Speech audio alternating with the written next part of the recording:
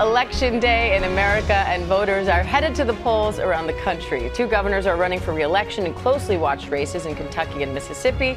State legislatures are up for grabs in 4 states, with Republicans hoping to take full control in the state capital in Virginia. A House seat is also at stake in a special election in Rhode Island. But the big question is, what message will voters be sending 1 year out from the 2024 presidential election? 538 Politics podcast host Galen Druk is here to break it all down for us. Galen, what are these polls showing you about the issues driving voters to the polls?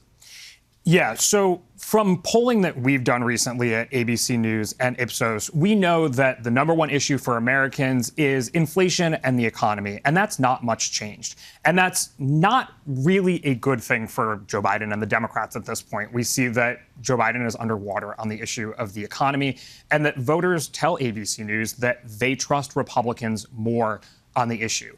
But I think we should keep in mind that we're getting 3 messages about what the national environment looks like today. On one hand, there's Joe Biden's approval, which, as we just mentioned, is not good for Democrats. On the other hand, though, in special elections so far this year, Democrats have overperformed, meaning they do better than you would expect them to do based on the partisanship of the districts where they're running. Then, in the third bucket, we have a really tight environment.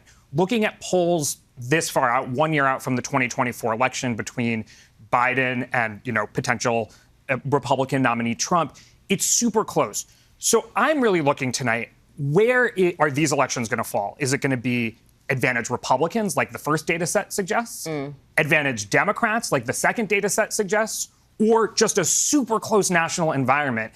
And I think you can, depending on which data you focus on, you could spin it one way or the other. So that's what's really interesting about tonight. What are some of the other key issues, and what's the read on which party people trust more on those issues? Yeah, so of course, inflation and the economy at the top. But right after that, we see issues like crime, gun control, abortion, of course, which was a big issue in last year's midterms. And we see that Republicans perform better than Democrats on issues like crime.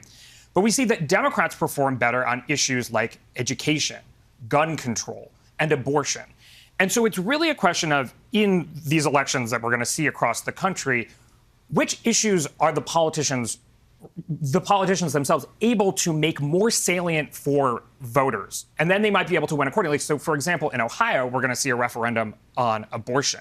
And it looks like Ohioans are going to vote for abortion protections to be put in the Constitution. But that doesn't necessarily mean that Democrats are going to do well in other elections, say in the Virginia state legislative elections, where crime or inflation might be at the top of their minds. All right. Going to be interesting to unpack the results of this election and what it could mean for next year. Galen, thank you. Absolutely. And ABC News Live will have complete coverage of today's races and the impact they'll have 1 year out from the presidential election. And be sure to catch our election special, Your Voice, Your Vote 2024, 1 year out, tonight at 7 p.m. Eastern, right here on ABC News Live. Hi, everyone. George Stephanopoulos here. Thanks for checking out the ABC News YouTube channel. If you'd like to get more videos, show highlights, and watch live event coverage, click on the right over here to subscribe to our channel. And don't forget to download the ABC News app for breaking news alerts. Thanks for watching.